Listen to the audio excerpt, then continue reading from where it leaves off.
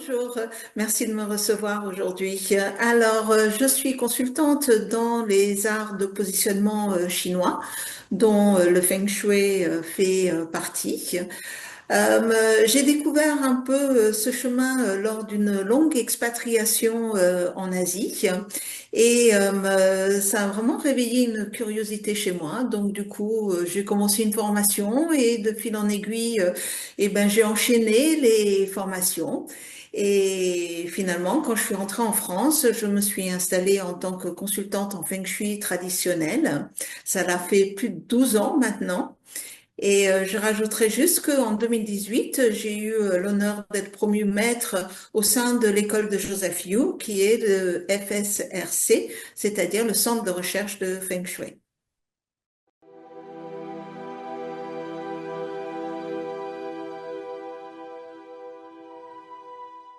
Oui, alors tout d'abord, ce qu'il faut comprendre, c'est que les Chinois ont un historique de plus de 4000 ans où ils ont scruté le ciel.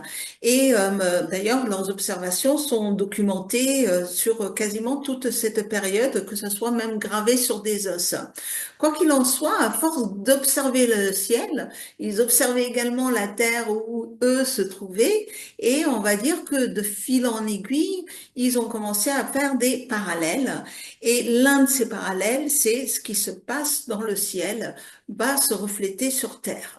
Alors c'est un concept qui peut être un peu compliqué pour nous occidentaux à saisir, mais je vais faire un parallèle assez simple. Vous savez que la Terre tourne autour du Soleil. Au fur et à mesure qu'on va tourner, le ciel, bien entendu, va changer. Et sur la Terre, on va avoir les 4 saisons et nous serons obligés de nous adapter par rapport à ces saisons. Donc, on pourrait dire que le Nouvel An chinois, c'est un peu comme la fête du printemps. C'est le moment de renouveau, c'est le moment où on va se retrouver en famille et on va venir vraiment honorer nos ancêtres et les déités. On va effectuer des rituels pour les remercier de leur protection sur l'année passée, mais surtout pour prier et leur demander que les énergies de la nouvelle année soutiennent la santé, la prospérité et le bonheur.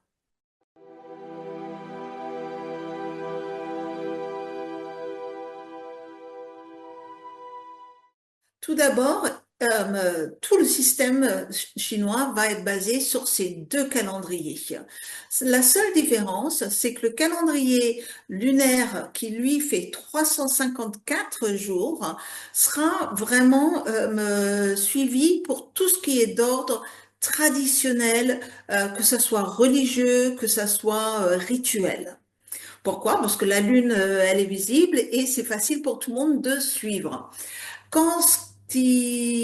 Par contre, pour tout ce qui est d'ordre énergétique, là, à ce moment-là, on va suivre le calendrier solaire et le nouvel an sur le calendrier solaire, généralement, tourne tous les ans entre le 4 février, ça peut être le 3, peut-être le 5. Par contre, quand on va célébrer, ça sera différent puisque cette année, c'est le 29 janvier à cause de ces 354 jours qui font un petit battement.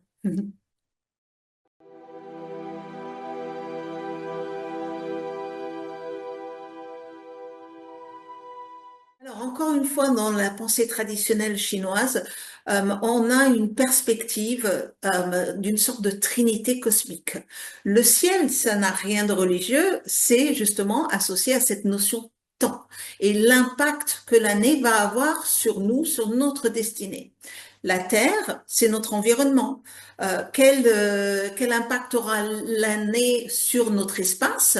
C'est l'étude du Feng Shui. C'est aussi que ce soit de notre maison ou de notre habitation, et de notre bureau, pardon.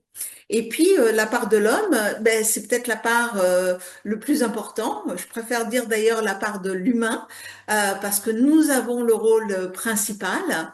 Et c'est lorsque nous avons connaissance de comment les énergies de l'année vont interagir avec notre énergie, avec les énergies de notre espace, et ben à ce moment-là, on peut prendre les décisions appropriées et les actions en conséquence.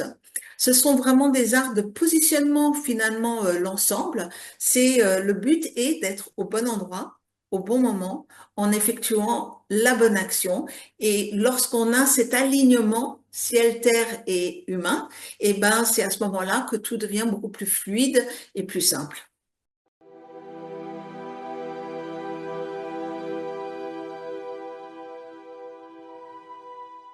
Alors, tout d'abord, ce qu'il faut comprendre, c'est que ces animaux, ce sont des métaphores. C'est un métaphore qui va venir vraiment décrire l'énergie de l'année. Pour donner un exemple, on va prendre par exemple l'année du tigre, qui est un animal où on va dénoter une puissance, une force territoriale. Était l'année 2022 où on a eu l'invasion d'Ukraine. Par exemple, l'année du lapin, qui était l'année suivante, 2023. Le lapin est un animal qui va creuser des trous, des tunnels et avoir un revirement à 180 degrés. On a eu cette année-là, malheureusement, les attaques du Hamas. Donc, l'influence de cet animal, c'est vraiment en sous-jacent en quelque sorte, et ça va impacter tout le monde, de notre état d'esprit d'une certaine façon. Ce que les gens savent moins, c'est que leur animal de naissance est associé à l'un des 5 éléments de la métaphysique chinoise, ce qui veut dire que si nous avons 12 animaux et 5 éléments, ça nous fait un ensemble de 60 binômes.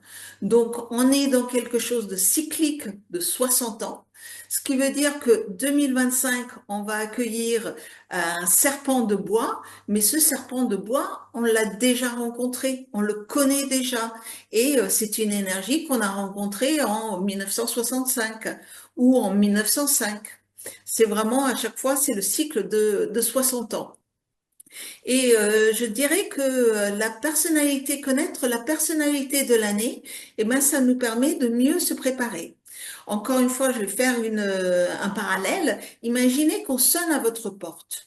Si vous ne savez pas qui c'est, vous pouvez être inquiet d'ouvrir parce que vous ne savez pas qui va être de l'autre côté. Mais si au contraire, vous savez, par exemple, c'est votre cousin Benjamin et vous l'adorez, vous ouvrez la porte avec un grand sourire. Si c'est votre tante Gertrude, peut-être que vous direz merde, excusez-moi, faudra prendre mon mal en patience, mais quoi qu'il arrive, vous serez prêt à l'accueillir. Et c'est ça qui est le plus important parce que cette personne-là va s'installer chez vous pendant une année. Donc, vaut mieux savoir à qui on a affaire.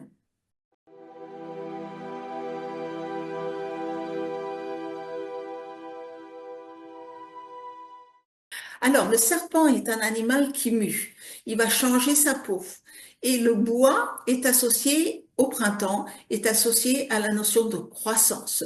Donc, on pourrait se dire que cette année va nous demander une forme d'introspection, car on doit laisser derrière nous des anciennes habitudes.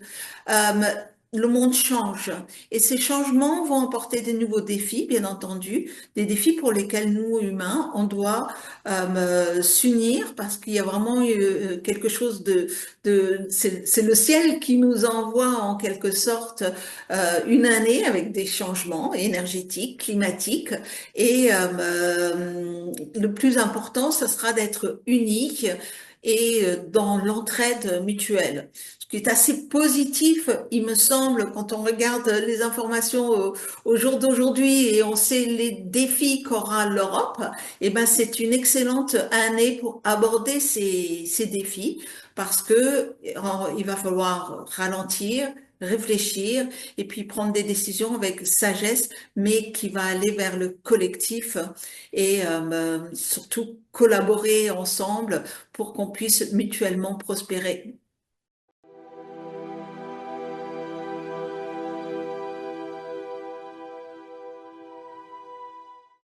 Peu de gens le savent, mais notre animal de naissance, c'est notre ADN énergétique.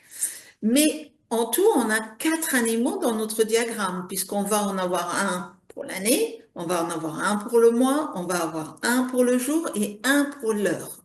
Et ces 4 animaux, ils vont interagir avec celui de l'année. Si par exemple vous êtes né dans l'année du cochon, ou le mois du cochon qui est le mois de novembre, ou entre 21 heures et 23 heures qui est encore une fois, et l'heure du cochon.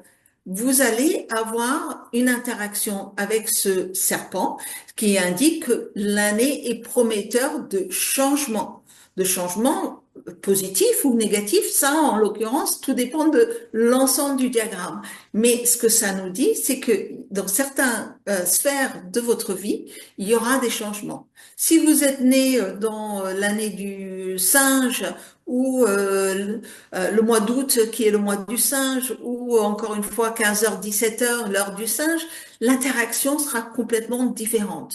Donc tout va dépendre de l'interaction de l'animal de l'année avec notre propre diagramme qui lui est déterminé bien entendu par notre date de naissance et l'heure de naissance et on va dire que ça, c'est la part du ciel. Il faut pas oublier qu'il y a aussi la part de la terre qui est le feng shui, notre environnement, qui lui aussi va être impacté par la nouvelle année.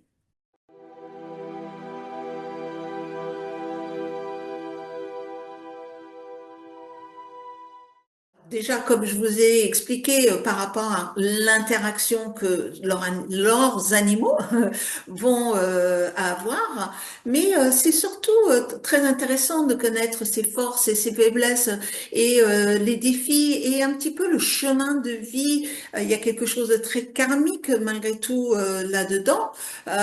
Donc, lorsqu'on le comprend, ça nous permet de prendre beaucoup de recul avec des choses que nous avons à vivre et ou aussi, ça peut nous aider lorsque on est un peu perdu, qu'on ne sait pas, on est en remise en question, on ne sait pas quelle voie choisir, etc. C'est très intéressant justement pour l'orientation scolaire, par exemple, pour définir quelle est notre une carrière qui va convenir. C'est un peu, souvent, on va comparer notre diagramme Badze un peu comme une carte au trésor. Si vous savez où se trouve le trésor et que vous savez que vous ne pouvez pas y accéder avant telle période, vous perdez pas votre temps et votre énergie à chercher. Vous allez faire autre chose en attendant que la voie s'ouvre et que vous puissiez aller le ramasser beaucoup plus facilement. Donc c'est ça le concept.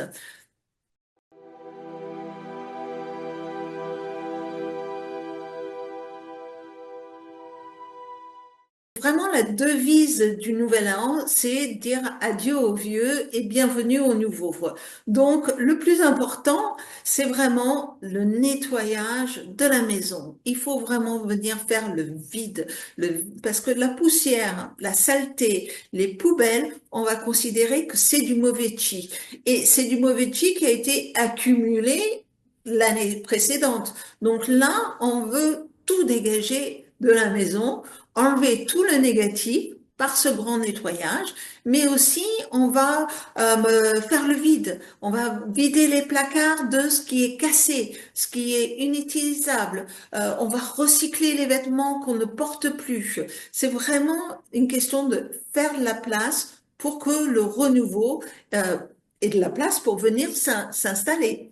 Après, il y a une longue, longue liste de choses à faire. Comme par exemple, on va aussi s'acheter des habits neufs ou on pourra aller chez le coiffeur.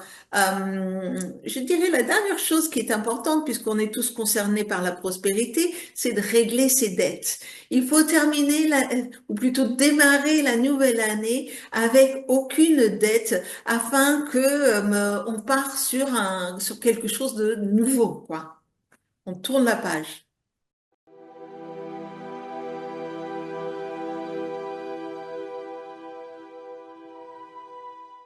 Alors peut-être pas le feng shui, c'est vraiment ça se passe au niveau de l'humain et encore une fois ils vont dire il faut rafraîchir l'air, c'est-à-dire on se réconcilie avec tout le monde, avec les amis, les collègues, les membres de la famille, on fait table rase de toutes nos doléances du passé pour pouvoir démarrer sur une bonne énergie en quelque sorte.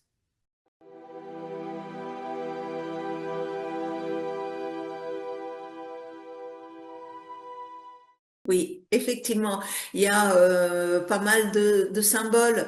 Alors le plus simple peut-être pour nous, c'est qu'on va venir décorer dans la maison avec des fleurs fraîches, par exemple, ou des bambous, parce que ils vont représenter cette nouvelle énergie. Après, les Chinois, eux, ils vont accrocher des banderoles avec des mots écrits en lettres dorées avec écrit bonne fortune, longévité, bonheur, santé. Il y a aussi certains symboles, dont un que j'ai partagé avec vous, qui est le Wu Fu Li Mian, et qui signifie, là en l'occurrence, on va l'accrocher à l'entrée, et c'est une façon de souhaiter l'arrivée des 5 bénédictions à la porte. Et les 5 bénédictions sont la longévité sans mort soudaine, la richesse et un bon statut social, la bonne santé et puis une paix intérieure, et puis surtout d'avoir un bon karma, une nature bienveillante, et puis pour terminer, une vieillesse et mort paisible.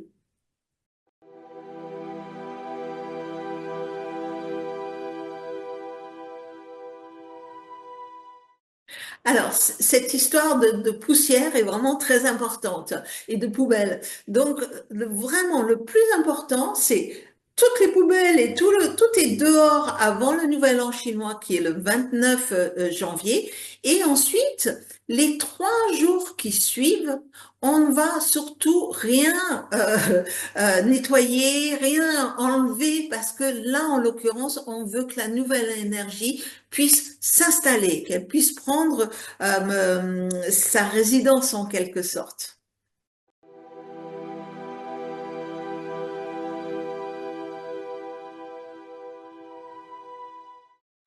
Alors, c'est vraiment la notion de retrouver la famille pour venir faire des offrandes vers nos ancêtres, envers qui nous sommes reconnaissants, envers les déités. Il y a vraiment une question de reconnaissance, de gratitude pour tous les bienfaits et la bonne fortune du passé pour bien entendu obtenir leur bénédiction pour l'année à venir. Et ça, c'est vraiment ce qui est le plus important dans les philosophies taoïstes.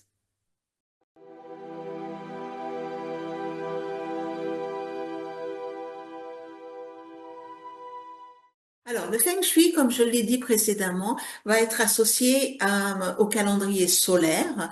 Donc, il va démarrer le 4 février. Et là, en l'occurrence, on va avoir ce qu'on appelle, nous, des étoiles volantes, qui sont des énergies annuelles qui vont venir s'installer dans notre habitation ou notre bureau.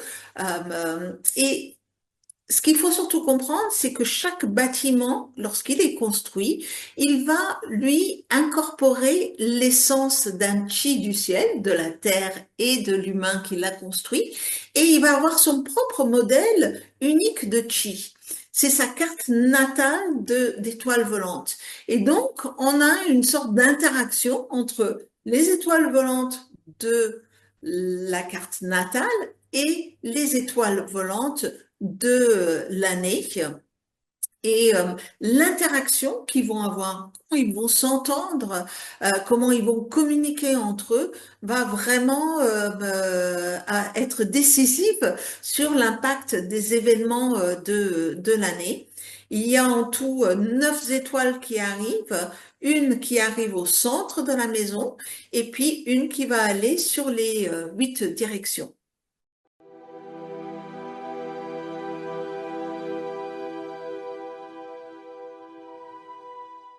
Alors, je dirais que c'est difficile lorsqu'on ne connaît pas forcément les cartes énergétiques et les étoiles volantes de vraiment l'incorporer. Mais je dirais que ce qui est le plus important, c'est que ce chi, cette énergie puisse circuler à travers l'espace de vie et puis elle puisse circuler de façon harmonieuse.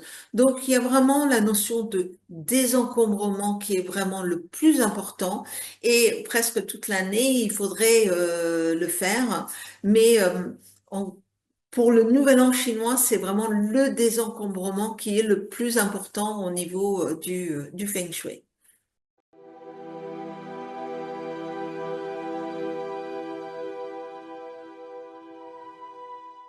Tous ces arts ont l'objectif qui est la longévité. Pour dire, c'est un peu c'est l'idée de nager contre le courant. On s'épuise. Si on va dans le sens du courant, tout devient beaucoup plus facile.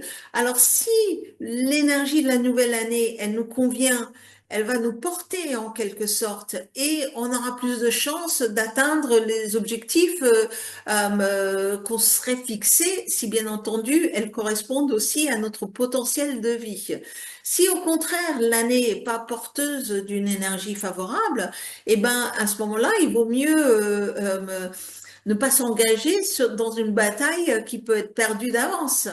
L'idée, c'est vraiment de venir préserver son énergie pour quand le moment propice viendra. Et comme tout est cyclique, ça vient forcément à un moment.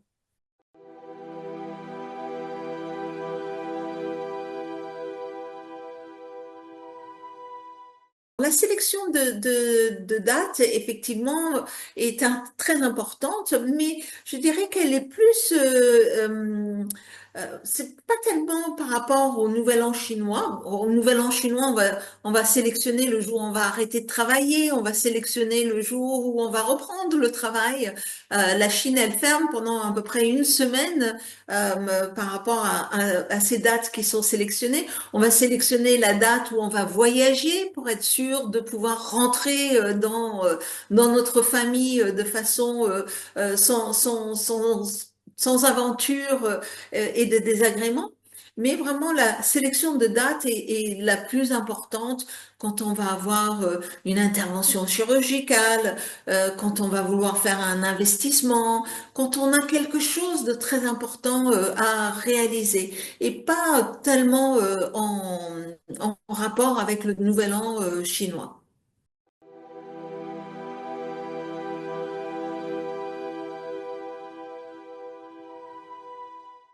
On peut regarder un diagramme Chimendunja qui va correspondre à l'année, mais c'est une vision très, très, très large en quelque sorte. Euh, le Chimendunja est vraiment un art de stratégie de guerre. Alors, la vie d'aujourd'hui est un peu une bataille de tous les jours. Donc, moi, personnellement, je préfère utiliser cet art même si je le regarde un petit peu au moment de la nouvelle année, mais je l'utilise surtout lorsqu'il y a une stratégie, lorsqu'il y a quelque chose à mettre en place pour décider à quel moment lancer l'action et par quel biais, en quelque sorte, pour arriver, bien entendu, à la réussite du projet.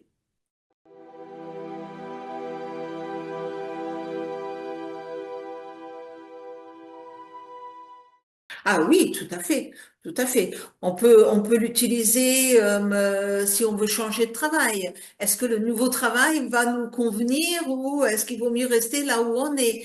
On peut aussi l'utiliser pour si on veut demander une augmentation. Est-ce que c'est le moment? Ou on peut aussi l'utiliser si vous voulez engager quelqu'un.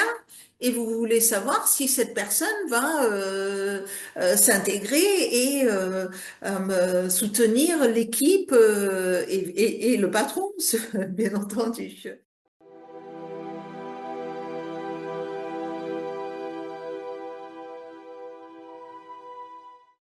Alors, je vais dire, pour Joseph Yu complètement, puisque avant d'avoir rencontré Joseph Yu, le Nouvel An chinois était quelque chose de très folklorique que je regardais de loin. Après, avec Joseph Yu, j'ai commencé à suivre le Nouvel An chinois parce que, bien entendu, du point de vue énergétique, c'était important. Ensuite, en 2018, Joseph Yu m'a présenté celle qu'il a qualifiée de sa meilleure élève, qui est mon enseignante actuelle, Dr. Ying Li. Et Dr. Ying Li, elle a une formation beaucoup plus taoïste. Et j'avoue que depuis que j'étudie auprès d'elle, ma pratique a beaucoup évolué et se rapproche, intègre énormément tout l'aspect taoïste. Et dans la lignée taoïste, ben, vous avez toutes sortes de dieux, de déités et beaucoup qu'on va accueillir au moment du Nouvel An et de ce renouvellement d'énergie. Donc, ça a complètement changer ma pratique puisque maintenant il y a quelque chose de très rituel. Ben, il y a plusieurs rituels que je vais même faire autour du Nouvel An chinois.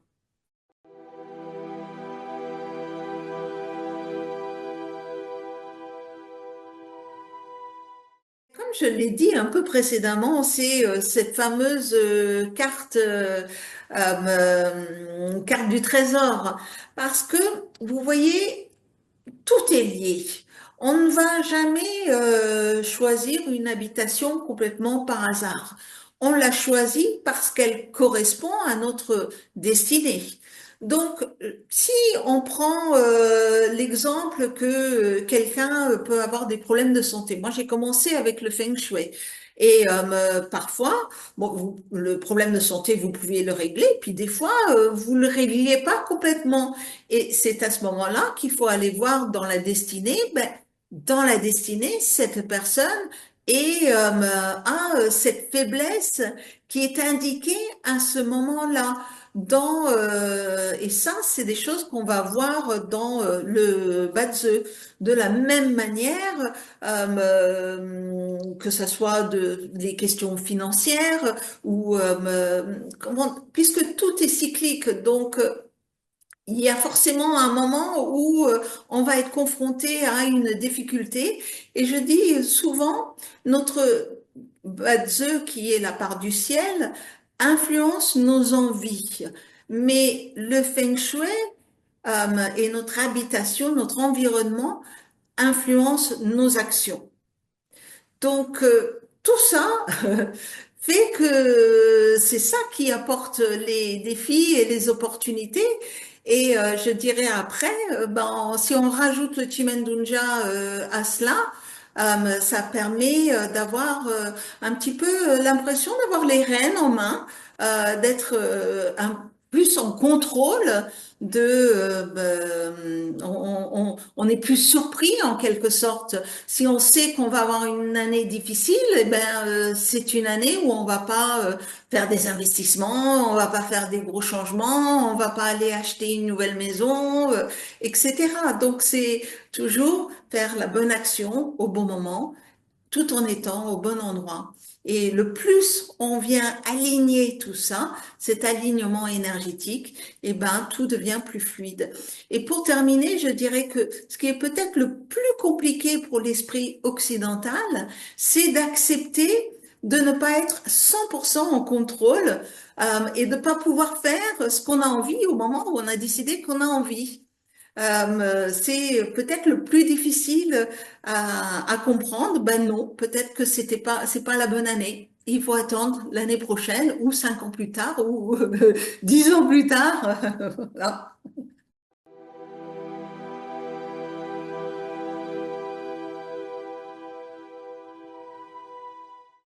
Alors malheureusement, moi j'habite loin du peu de famille que j'ai, mais donc ça va plutôt être entre amis. Et parce que il faut accueillir la nouvelle année le soir du 29 janvier de façon joyeuse et conviviale. Donc, mais sinon, depuis dès ce soir, je commence certains rituels pour j'ai un déité qui est le dieu de la cuisine que je vais renvoyer chez lui en vacances justement et qui va aller au ciel dire comment je me suis comportée puisque c'est dans la cuisine qu'on sait comment va la famille puisque tout se passe vraiment là.